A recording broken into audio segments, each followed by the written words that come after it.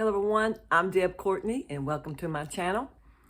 This is a follow-up video in regards to the video that I had last week in regards to suicide and how I coped with the suicide of my husband's. I had quite a few inquiries, texts, emails, and messages in regards to doing a Q&A. And so that's what this video is about. It's a follow-up video with Q&A in regards to people who, although I got a lot of questions, I just took the ones that really kept coming up, the ones that the people asked the most often, and that's how I come with this list of questions. I do want to say something before I get started in this video, and that is mental health awareness. We have had two students here in the state of North Carolina that I live in, the University of North Carolina at Chapel Hill, who have just committed suicide in the last 7 days. So suicide is prevalent today. It seems like also it's more prevalent. And I just want you to be mindful of the fact that do reach out. There is a way that you can talk about what is going on with you if you're contemplating suicide. So I just want to bring that out to let everybody know that it is real, it's still going on, and it is a trauma that these families and other families will experience now in the coming days, months, and years ahead. So I just wanted to say that being Mental Health Awareness Day and Mental Health Awareness Month, all through the calendar year here in the States, people are beginning to become more concerned and looking at ways that people can help them cope with thoughts that are not conducive to living a life that is a blessed life. And suicidal thoughts is not that. So my sincere, deepest sympathy and condolences go out to these families and all families all over this United States, all over this world. No one is exempt from suicide. So I just wanted to say that before I actually got started on these questions. And I wrote these questions down on note cards because I wanted to not forget one. And so here we go. So the first question is what was the one thing this suicide has taught me? Well, the one thing that this suicide has taught me is this: to be compassionate with people. You never know what's going on with someone. They may look happy and go lucky on the outside, and they could be screaming and dying on the inside. So to show kindness to people, sometimes that's hard to do with people. Some people won't allow you to show kindness to them. They won't allow you to be good to them. They're in their world. However, the ones that you come in contact with every day is to show compassion and kindness with people. And just know that people struggle. Nobody is exempt from struggles. And so, yes, we have good days and some days we have bad days. So that's what suicide has taught me, to just have grace and mercy, show kindness, give a smile. And you know what? A smile is the prettiest thing you can wear. So yeah, that's what it's taught me. And it's humbled me also toward humanity. And I don't want to do anything or say anything that would basically hurt an individual.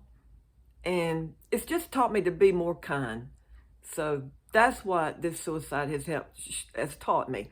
It says, one question says, have you forgiven him? Talking about my husband. Absolutely. Yes, I have forgiven him because of the nature of Sam's suicide being a disease that had invaded his bronchial, his breathing.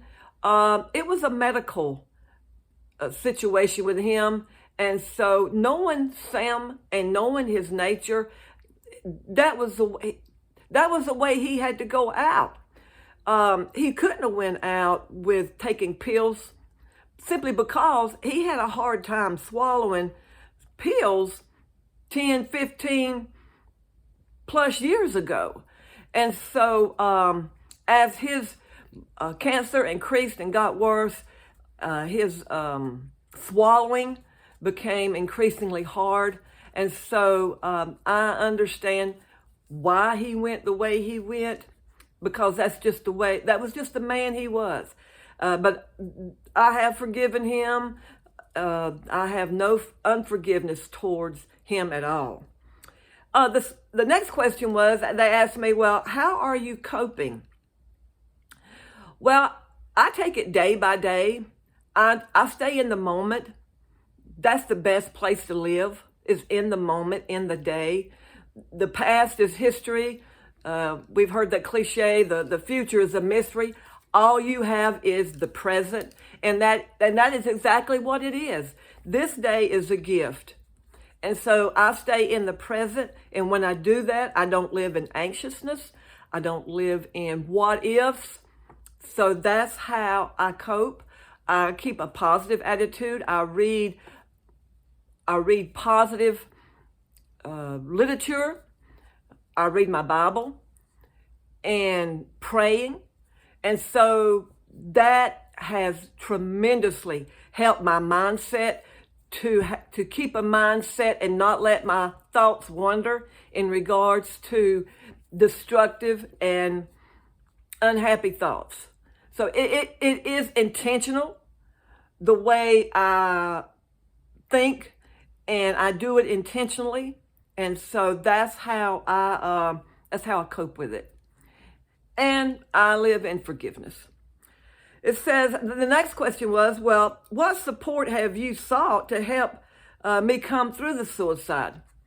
You know, I didn't go out and search out any counseling group. I did not go out and search out women that have dealt with the suicide of a spouse, or anybody that's dealt with any suicide with any family member. I did not go to any kind of bereavement counseling. I used the knowledge that I knew and what would get me through.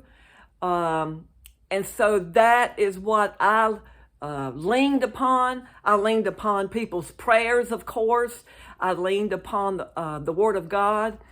And so that was my mainstay. That was my rock. That was my anchor.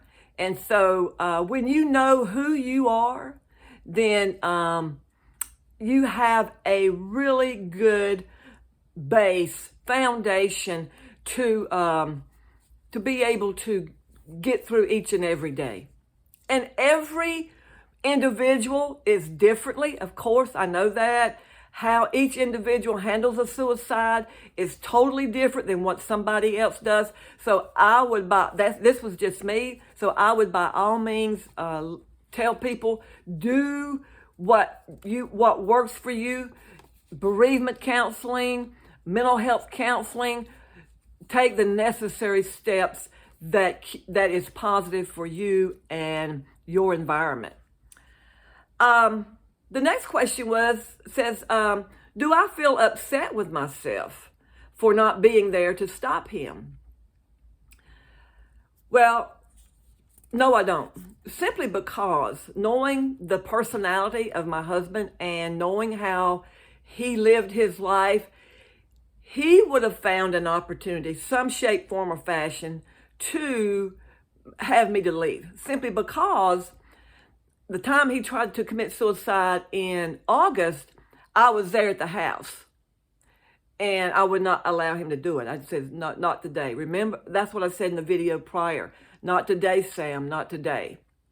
So he knew that if I was around, that I would not allow that while I was there.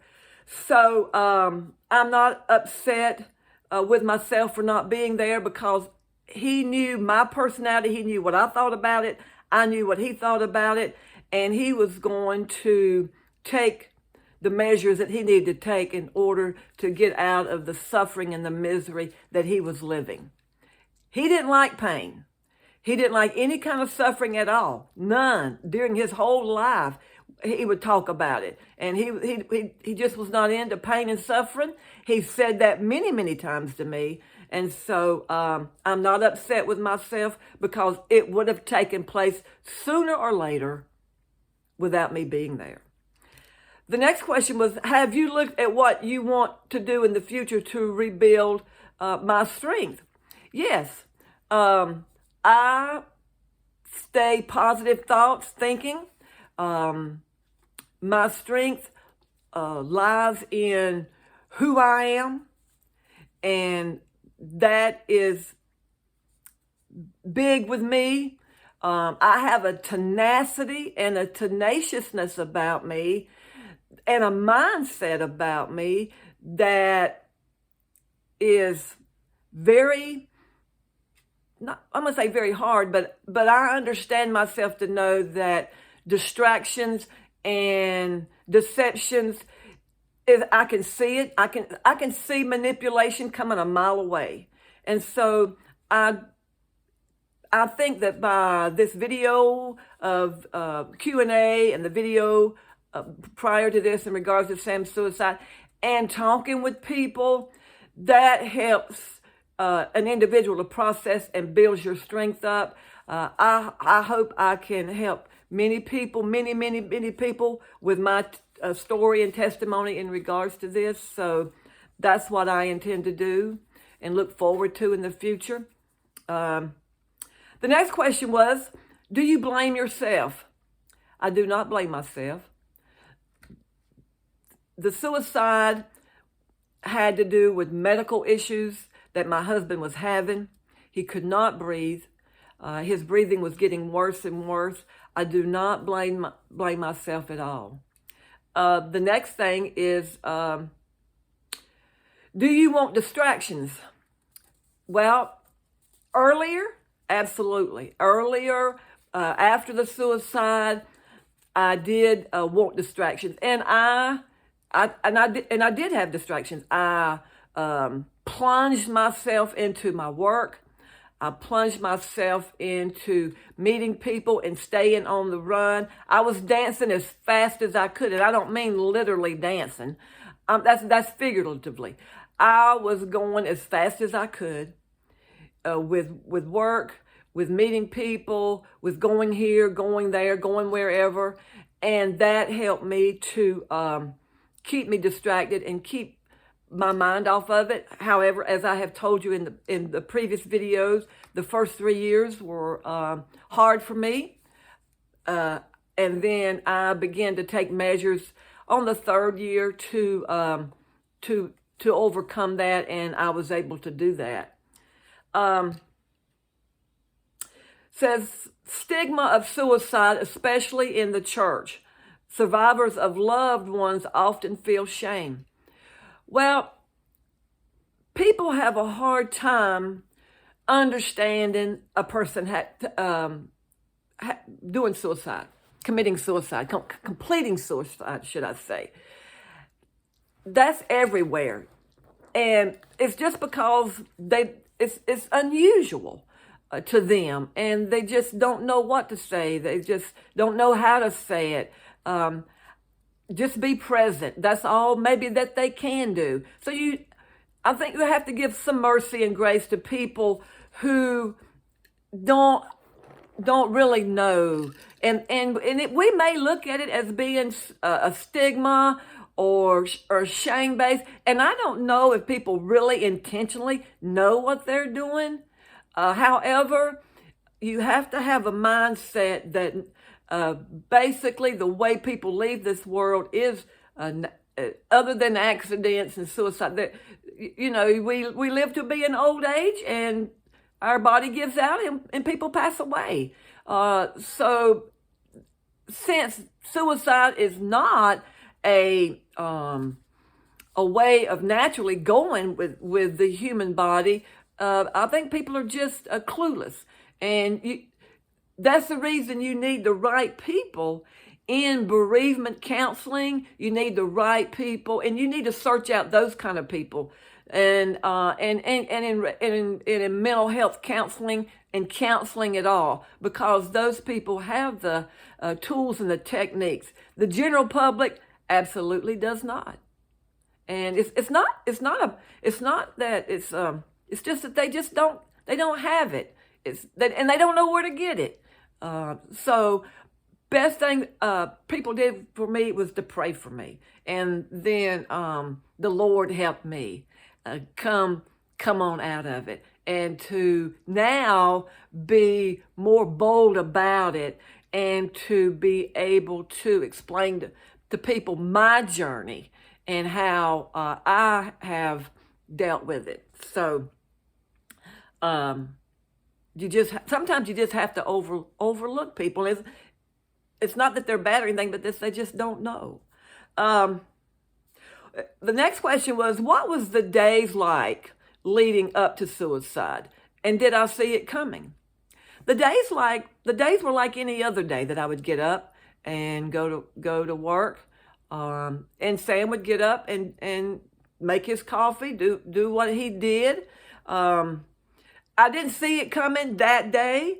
I knew there could be a day that possibly could come simply because of his past, the way that he had acted in regards to wanting to take his life. But they just seemed normal days, and nothing was out of the ordinary. I kissed him goodbye. He kissed me goodbye. And I told him, I said, well, I'll see you about a little after 2 o'clock, 2:33 maybe. And so that was it. The next question is there anything on this earth that would cause me to question or think twice about my life?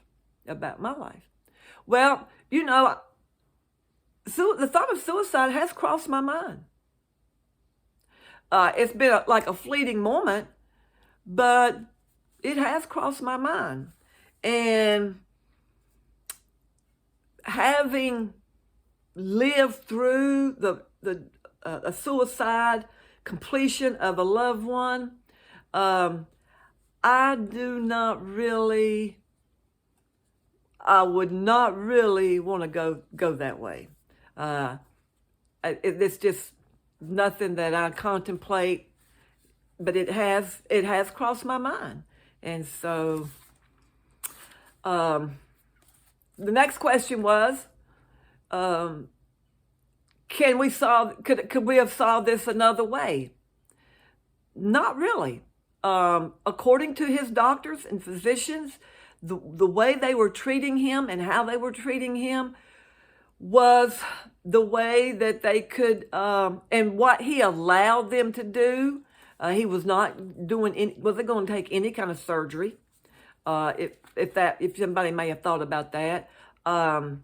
So there was not any other way. Even when he tried to commit suicide back in the mid to late 80s, there was never any discussion about it, and he didn't want to discuss it. So I don't, from what I understand and gather from how he reacted to his condition, to him there was no other way. I know one thing: he was not going to suffer. He was not going to suffer and let hospice come in and suffer him through whatever days till he actually expired and stopped breathing, until his organs shut down and he stopped breathing. He was not going that way. He was not going to suffer. One person asked me, it says, when your spouse committed suicide, did you die also? Well, that's a very good question, because half of you is gone. When you go into a marriage, you make covenant with another person. And marriage is a covenant. And so, yes, absolutely, half of me was gone. It was like I could not understand,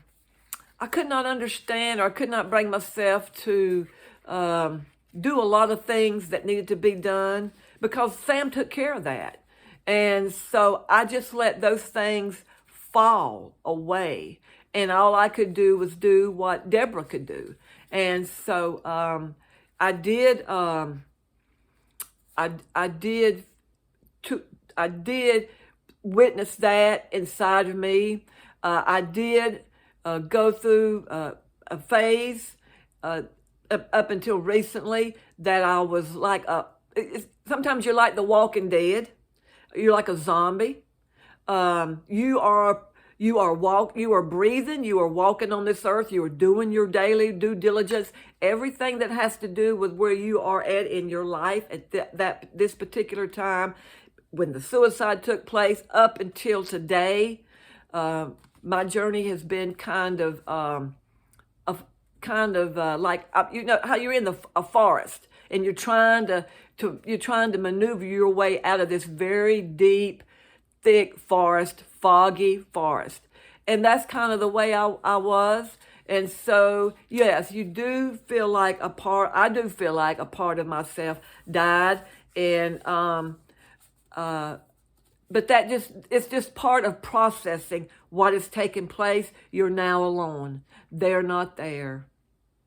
I'm talking about the spouse. I'm talking about my journey, the spouse. Sam was not there. I'm alone now. Half of me is gone. The other person that I leaned on, he's no longer there anymore. And so I did feel that and process that. And it takes a while. Everybody's journey, I always want to keep reiterating this. Everybody's journey in regards to suicide of a loved one is totally different. So I think basically that is it. I have found peace. And so now this quick Q&A has also helped me to do this, to process and to go forward. I've found peace. I'm going forward. I loved Sam Courtney till the day he left me. He loved me. And so, and there was a note. He did leave a note telling different ones how he felt about them. And one of the things that he did write down on his note that he left was, Deborah, I love you. And he did. And I loved him. And I miss him, but I'll see him again. So if you have a comment, please put it down below, write it in and let me know. Subscribe to my YouTube channel. I'd love for you to be here with me on different topics and things, journeys that I'm going through. We've got some other new different kind of videos coming up.